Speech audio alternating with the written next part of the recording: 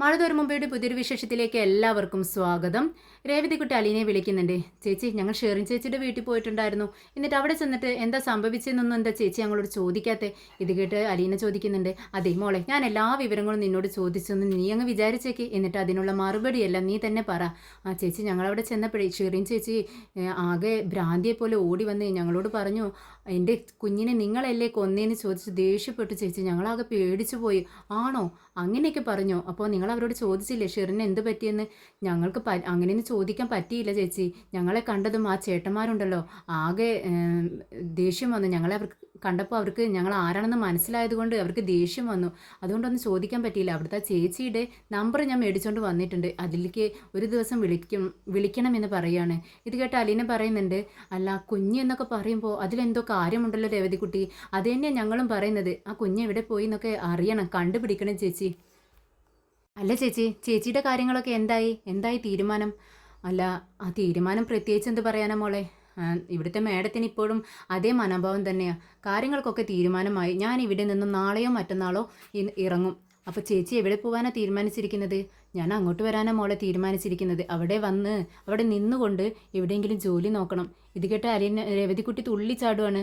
ആണോ ചേച്ചി? ഞാൻ അത് തന്നെയല്ലേ മുൻപേ പറഞ്ഞിട്ടുണ്ടായിരുന്നത്, നേരെ ഇങ്ങോട്ടേക്ക് വാന്ന്. എന്തായാലും ചേച്ചി വരുന്നെന്ന് പറഞ്ഞപ്പോൾ എനിക്ക് സന്തോഷമായിട്ടോ. ഉടനെ അലീന പറയുന്നുണ്ട്, എനിക്ക് സങ്കടം മോളെ ഇവിടെ നിന്ന് ഇറങ്ങുന്ന കാര്യം ആലോചിക്കുമ്പോൾ. എത്രയായാലും എൻ്റെ അമ്മയും എൻ്റെ കൂടപ്പുറപ്പുകളും ഒക്കെയല്ലേ ഇവിടെ ഉള്ളത്. ഇത് കേട്ട് രേവതിക്കുട്ടിക്ക് ദേഷ്യം വരികയാണ്. രേവതിക്കുട്ടി പറയുന്നുണ്ട്, ചേച്ചി എന്തിനാ വിഷമിക്കുന്നത്? 10-22 വർഷങ്ങൾക്ക് മുൻപേ തന്നെ അവർ ചേച്ചിയെ ഉപേക്ഷിച്ചതല്ലേ. ഇപ്പോൾ അതിനെക്കുറിച്ച് ചിന്തിച്ചിട്ടോ വിഷമിച്ചിട്ടോ ഒന്നും കാര്യമില്ല. അവർക്ക് പ്രത്യേകിച്ച് ഒരു മനോഭാവമൊന്നും മാറ്റമൊന്നും ഇനി ഉണ്ടാവാനും പോകുന്നില്ല. എന്തായാലും മോളെ, ഞാൻ പിന്നെ വിളിക്കാട്ടോ. വരുന്ന സമയത്ത് ഞാൻ വിളിക്കേണ്ടെന്ന് പറഞ്ഞ് അലീന ഫോൺ കട്ട് ചെയ്യുന്നുണ്ട്. ഇതേ സമയം നമ്മുടെ കൃഷ്ണമോള് മുത്തശ്ശിയുടെ അടുത്തേക്ക് ചെല്ലുകയാണ്. മുത്തശ്ശി, അലീന ചേച്ചി പോകാൻ തന്നെ തീരുമാനിച്ചൂലേ എന്ന് ചോദിക്കുകയാണ്. മുത്തശ്ശി പറയുന്നുണ്ട്, അവൾ അങ്ങനെ ഉറച്ചു തന്നെയാണ് ഇരിക്കുന്നത്. അപ്പോൾ മുത്തശ്ശിക്ക് പറയായിരുന്നില്ലേ ചേച്ചിയോട് പോണ്ടാന്ന്? ഞാൻ കുറേ പറഞ്ഞതാ, പിന്നെ നിങ്ങളല്ലേ ഇനി പറയേണ്ടത് എന്ന് ചോദിക്കുകയാണ് മുത്തശ്ശി. അപ്പോൾ കൃഷ്ണമോള് പറയുന്നുണ്ട്, ആര് പറയാനാ ചേച്ചി? ഞാൻ പറയുന്നുണ്ട് പോണ്ടാന്ന്. പക്ഷേ ചേച്ചി സമ്മതിക്കുന്നില്ല. പിന്നെ ബബിതയും രോഹിത്തും അമ്മയൊക്കെയാണ്. അവരൊക്കെ ഉണ്ടോ ചേച്ചിയോട് പോണ്ടാന്ന് പറയുന്നു? അവരൊക്കെ ചേച്ചി പോവാൻ വേണ്ടി കാത്തിരിക്കുന്നവരാ. അവരുടെ കാര്യമൊന്നും പറഞ്ഞിട്ട് ഒരു കാര്യമില്ല മുത്തശ്ശി. പിന്നെ ഇപ്പം തന്നെ കണ്ടില്ലേ, രോഹിത്തേട്ടൻ്റെ വിഷയം എല്ലാവരും അറിഞ്ഞു. എന്നിട്ടും എന്താ, ഒരു കാര്യമില്ല. പഴിയെല്ലാം നമ്മുടെ അരീന ചേച്ചിയുടെ ദേഹത്ത് തന്നെ വെച്ചിരിക്കുകയാണ് എൻ്റെ അമ്മയുടെ സ്വഭാവം മുത്തശ്ശിക്ക് അറിയാവുന്നതല്ലേ. ഇത് കേട്ടതും നമ്മുടെ മുത്തശ്ശി പറയുന്നുണ്ട്, നീ പറഞ്ഞത് ശരിയാ മോളെ. എല്ലാ സത്യങ്ങളും അവൾ അറിഞ്ഞിട്ടും അവൾ അറിയാത്തതുപോലെ അഭിനയിച്ച് നടക്കുക. അവളുടെ കാര്യം പറഞ്ഞിട്ടൊന്നും ഒരു കാര്യമില്ല. അവളിനി മാറാൻ പോകുന്നില്ല. ഉടനെ നമ്മുടെ കൃഷ്ണമോള് പറയുന്നുണ്ട്, ബാബിദേച്ചിക്കും എന്തൊക്കെയോ കെട്ടിത്തിരിവുകളുണ്ട് മുത്തശ്ശി. എപ്പോഴും രാത്രി ആരോടോ ഫോൺ സംസാരിച്ചുകൊണ്ടിരിക്കുക. ഞാൻ ഒരു ദിവസം ഫോൺ നോക്കിയപ്പോൾ ഒന്നിനും കൊള്ളാത്തൊരു ചെറുക്കൻ, കണ്ടാൽ തന്നെ അറിയാം പോക്കാണെന്ന്. എന്നിട്ട് അവനോട് സംസാരിച്ചുകൊണ്ടിരിക്കുകയാണ്. അപ്പോൾ മോൾക്ക് അമ്മയോട് പറയായിരുന്നില്ലേ, എന്തെങ്കിലും പ്രശ്നമുള്ളതാണോ എന്ന് ചോദിക്കുന്നുണ്ട് മുത്തശ്ശി. പിന്നെ ആവാണ്ടേ, പ്രശ്നമുള്ളത് തന്നെയാണ്, എനിക്ക് കണ്ടാലറിയാം മുത്തശ്ശി. പിന്നെ അമ്മയോട് പറഞ്ഞിട്ട് എന്താ കാര്യം? അമ്മയോട് പറഞ്ഞാൽ അമ്മ അത് ശ്രദ്ധിക്കത്തേയില്ല. എനിക്കറിയാം അമ്മയുടെ സ്വഭാവം, അതാ ഞാൻ മിണ്ടാതിരിക്കണേന്ന് പറയുന്നുണ്ട്. പിന്നീട് കൃഷ്ണമോള് പറയുന്നുണ്ട്, മുത്തശ്ശി ഒന്നുകൂടെ പറയോ അലീന ചേച്ചിയോട് പോണ്ടാന്ന്? അലീന ചേച്ചി പോയാൽ മുത്തശ്ശിയുടെ കാര്യവും കഷ്ടത്തിലാവും, എൻ്റെ കാര്യവും കഷ്ടത്തിലാവും. എനിക്ക് അലീന ചേച്ചിയെ ഒരുപാട് ഇഷ്ടമാണ് പറയുകയാണ്.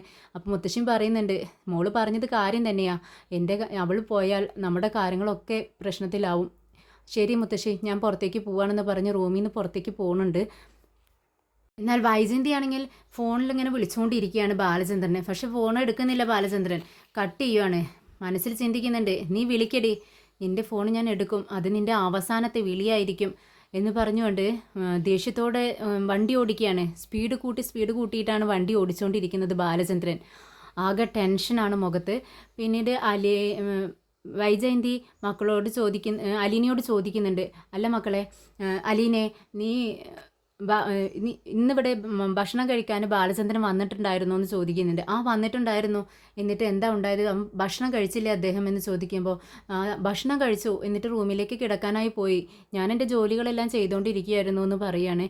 അങ്ങനെ ഉറങ്ങി എഴുന്നേറ്റതിന് ശേഷം ലെമൺ ടീ കഴിച്ചോ എന്ന് ചോദിക്കുകയാണ്. ഇല്ല, ലെമൺ ടീ കൊടുക്കാനായിട്ട് ഞാൻ റൂമിലേക്ക് പോയപ്പോൾ റൂം തുറന്നു കൊടുക്കുന്നു, ഡോറും തുറന്നു കൊടുക്കുന്നു. അപ്പം നിന്നോട് പറഞ്ഞില്ലേ അദ്ദേഹം പോകുന്ന സമയത്ത്, നിന്നോട് പറഞ്ഞ് ഡോർ ലോക്ക് ചെയ്യാൻ പറഞ്ഞിട്ടല്ലേ പോവാറെന്ന് ചോദിക്കുകയാണ്.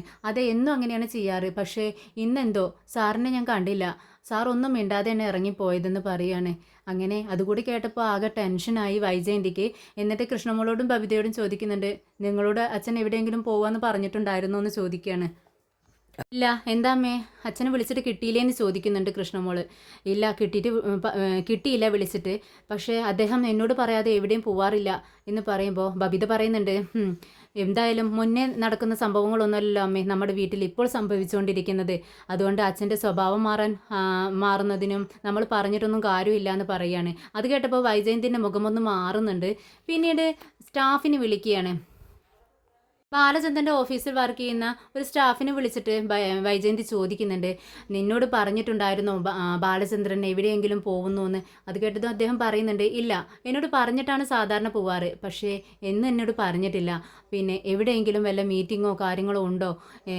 അദ്ദേഹം ഇവിടെ നിന്നും ഇറങ്ങിപ്പോയിട്ട് രാവിലെ ഉച്ചയ്ക്ക് പോയതാണ്, പിന്നീട് ഒരു വിവരവും ഇല്ല. ഞാൻ വിളിച്ചു നോക്കുമ്പോൾ ആദ്യമൊന്നും കിട്ടിയിട്ടുണ്ടായിരുന്നില്ല, പിന്നീട് തമിഴിലാണ് റിപ്ലൈ വരുന്നത് എന്ന് പറയുകയാണ്. അത് കേട്ടതും അദ്ദേഹം പറയുന്നുണ്ട്, അങ്ങനെയാണെങ്കിൽ സാറ് പുറത്തേക്ക് എവിടേക്കെങ്കിലും പോയിട്ടുണ്ടാവും, എന്തെങ്കിലുമൊക്കെ ടെൻഷൻ ഉണ്ടായിരിക്കും സാറിന്, അതുകൊണ്ടായിരിക്കും. എന്തെങ്കിലും പ്രോബ്ലം ഉണ്ടോ മേഡം ചോദിക്കുമ്പോൾ, അങ്ങനെ ടെൻഷനോ പ്രോബ്ലം ഒക്കെ ഉണ്ടാവും മാത്രം ഇവിടെ ഒന്നും ഉണ്ടായിട്ടില്ല. ഞങ്ങളെ റിലേറ്റീവ്സിനോ എൻ്റെ ഫ്രണ്ട്സിനോ ആർക്കും ഒന്നും അറിയത്തില്ല. എന്നോട് വിളിച്ച് പറയാതെ അദ്ദേഹം എവിടെയും പോവത്തില്ല. എന്തെങ്കിലും പ്രശ്നം ഉണ്ടെങ്കിൽ ഞങ്ങളറിയാതൊരു പ്രശ്നം ഉണ്ടാവത്തില്ലല്ലോ. ഇവിടെ വീട്ടിലൊരു പ്രശ്നം ഉണ്ടായിട്ടില്ല. ഇന്ന് ഉച്ചയ്ക്ക് വീട്ടിലേക്ക് ഊണ് കഴിക്കാൻ വരുമ്പോൾ പോലും വൈജ ഞാൻ വീട്ടിലേക്ക് ഊണ് കഴിക്കാൻ പോവാന്ന് പറഞ്ഞിട്ടാണ് വന്നത്. എന്തായാലും നീ വിവരം അറിഞ്ഞാൽ എനിക്കൊന്ന് വിളിക്കണമെന്ന് പറഞ്ഞ് വൈജയന്ത് ഫോൺ കട്ട് ചെയ്യുന്നുണ്ട്. പിന്നീട് വൈജ പെട്ടെന്ന് തന്നെ മനുവിനെ വിളിക്കുകയാണ്. മനു, നിന്നെ ബാലചന്ദ്രൻ വിളിച്ചിട്ടുണ്ടായിരുന്നോ ചോദിക്കുകയാണ്. എന്താ ആൻറ്റി, എനിക്ക് വിളിച്ചിട്ടില്ലല്ലോ, എന്ത് പറ്റി എന്ന് ചോദിക്കുമ്പോൾ, അല്ല, ഇത്രയും നേരമായിട്ടും അദ്ദേഹം വീട്ടിലേക്ക് വന്നിട്ടില്ല, എന്നോട് പറയാതെ എവിടെയും പോവാറില്ല, എനിക്കാകെ പേടിയാവുന്നു മനു. എടാ മോനെ, എന്താ ഇനി ചെയ്യുക, എവിടെ അന്വേഷിക്കാന്ന് ചോദിക്കുകയാണ്. ആൻറ്റി എന്തിനാ ഇങ്ങനെ ടെൻഷൻ ആവുന്നത്, സാറ് എവിടെയെങ്കിലുമൊക്കെ പോയതാവും, കുറച്ച് കഴിയുമ്പോഴേക്കും വീട്ടിലെത്തും, ആൻറ്റി ടെൻഷൻ ആവാതെ ഞാൻ അന്വേഷിക്കട്ടെ എന്ന് പറയുന്നുണ്ട്. മോനൊന്ന് അന്വേഷിക്ക്, എനിക്ക് എന്താ ചെയ്യേണ്ടതെന്ന് അറിയുന്നില്ല. ശരി എന്ന് പറഞ്ഞ് ഫോൺ കട്ട് ചെയ്യുകയാണ്.